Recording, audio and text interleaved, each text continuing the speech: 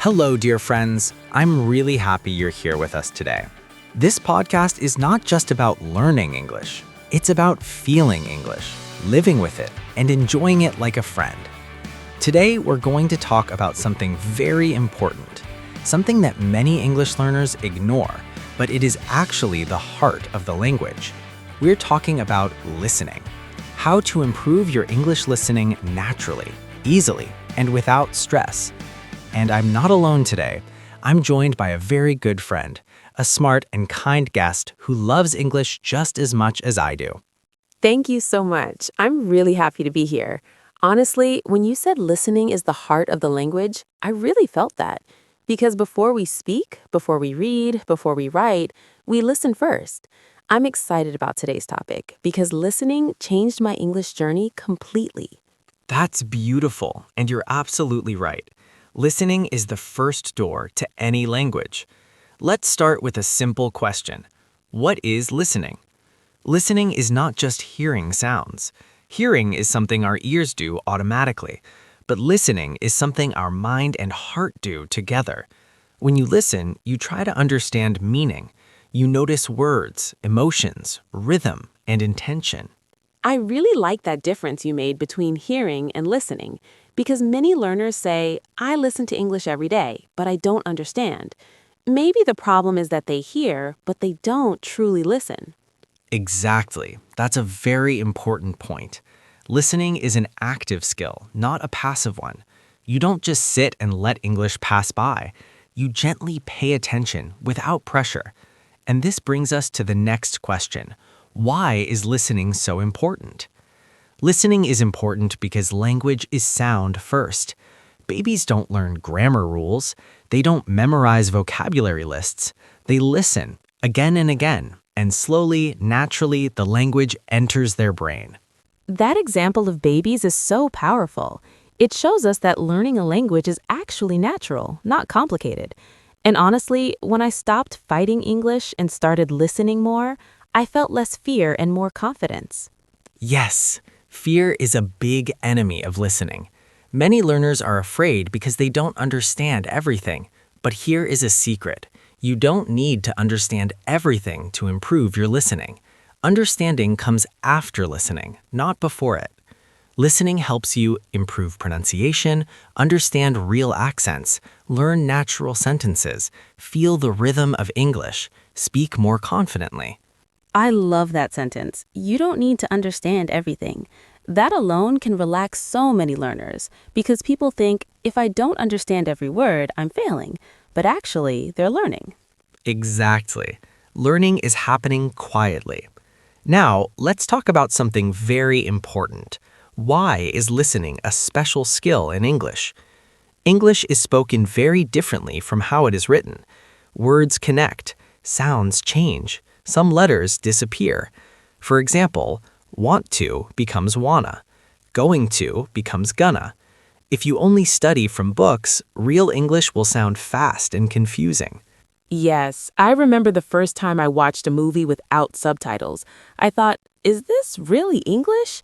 But later, I understood that English is alive, and listening is how we touch that life. Beautifully said. Listening trains your brain to recognize patterns. The more you listen, the more your brain says, oh, I've heard this before. And slowly, English stops feeling foreign.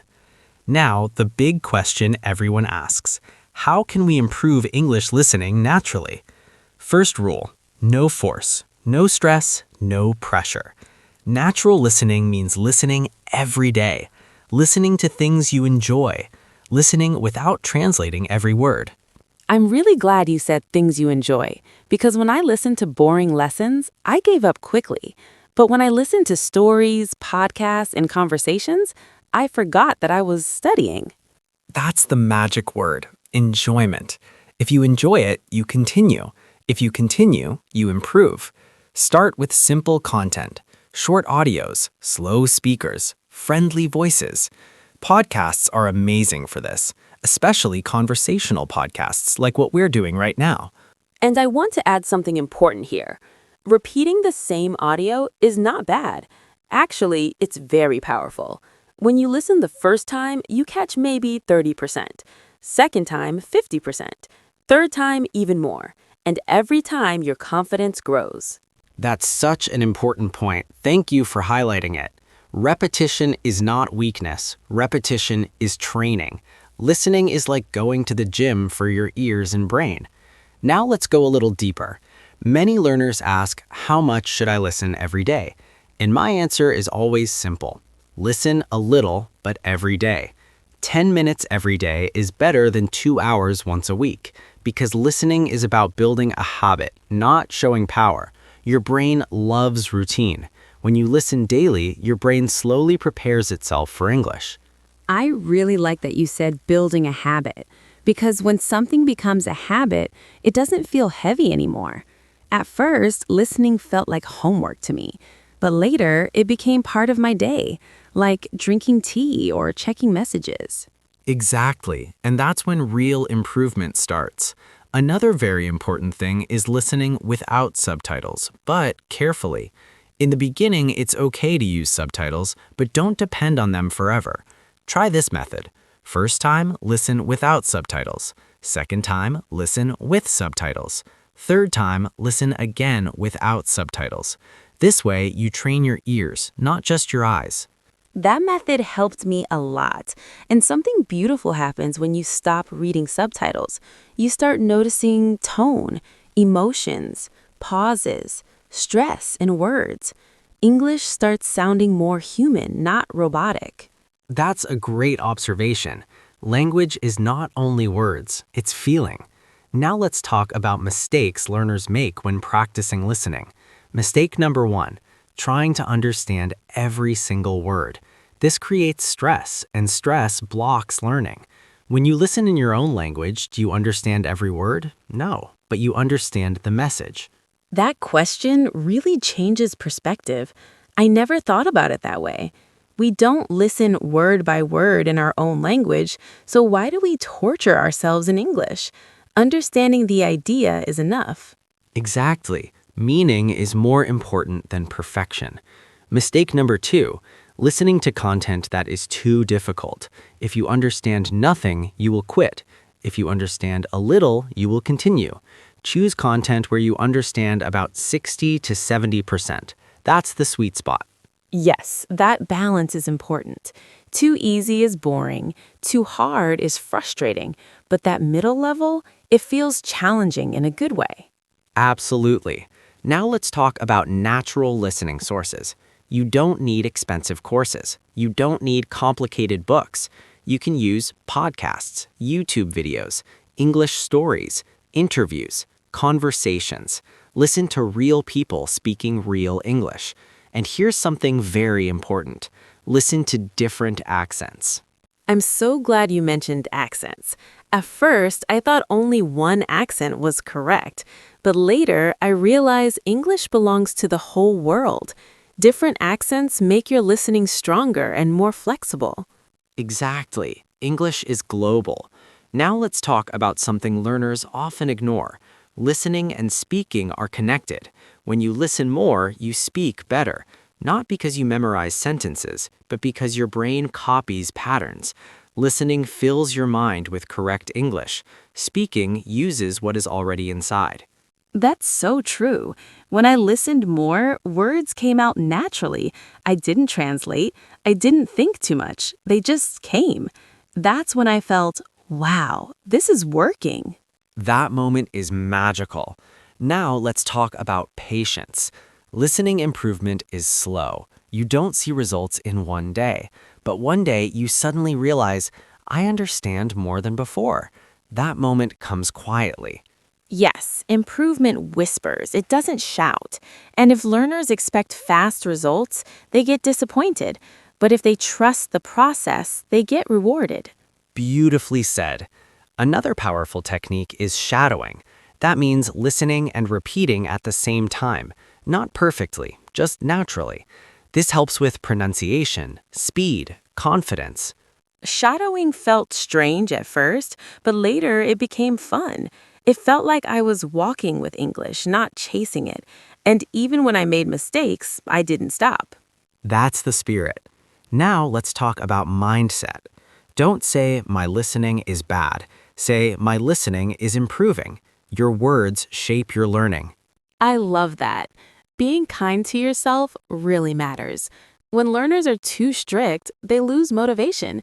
But when they are gentle, they grow. Exactly. Listening is not a race, it's a journey. And the best part, you can enjoy it every day. Now let's talk about something very real, something many learners feel but don't talk about, feeling tired or stuck in listening. Sometimes you listen every day, but you feel like nothing is changing. This is normal. This is part of the journey. Your brain is working in the background. Even when you don't notice progress, learning is happening. Thank you for saying that. I really needed to hear it when I was learning. There were days I thought, why am I listening if I still don't understand? But later, suddenly, things became clearer. Not all at once, but enough to give me hope. Hope is very important. And here's something beautiful. When you listen more, English slowly becomes familiar. At first, English sounds like noise. Then it becomes sound. Then words. Then meaning. Then comfort. This process is natural. Don't rush it. I love how you explained that step by step. It shows that confusion is not failure, it's just one stage before clarity. Exactly. Now let's talk about listening with intention. Before you listen, ask yourself, am I listening for the general idea or am I listening for specific words? Both are okay, but don't mix them. Sometimes just relax and listen. Sometimes focus on details. That really helps with focus because when you know why you're listening, your mind feels calmer, and calm minds learn better. Yes, calm is powerful. Another tip, connect listening with your daily life. Listen while walking, cooking, resting, traveling. Don't make listening a heavy task. Make it part of your lifestyle. That changed everything for me. Listening while walking or before sleep felt so natural. English slowly became part of my world, not something separate. And that's the goal. Now let's talk directly to our listeners. Dear listener, you don't need to be perfect. You don't need to be fast. You just need to continue. Every minute you listen is a seed. One day, those seeds grow into confidence. And I want to say this from my heart. If you feel shy or afraid, you're not alone. We all started confused. We all felt lost. But listening helped us find our way. So please, be kind to yourself. Thank you for that. That honesty means a lot. Listening is not just an English skill. It teaches patience. It teaches focus. It teaches trust. And when your listening improves, your speaking, reading, and writing follow naturally. I completely agree. Listening is like the root of a tree. When the root is strong, everything above grows strong too. Beautiful analogy. As we slowly come to the end of today's episode, I want you to remember one thing. You are capable. Your brain is amazing, and English is not your enemy. Listen gently, listen daily, listen with love. Thank you so much for this conversation. I truly enjoyed every moment. And to everyone listening, thank you for giving us your time and your ears. We appreciate you more than you know. This was Mr. English Podcast. We're really honored you spent this time with us. Keep listening, keep growing, and never stop believing in yourself. Until next time, take care, and goodbye with love and respect.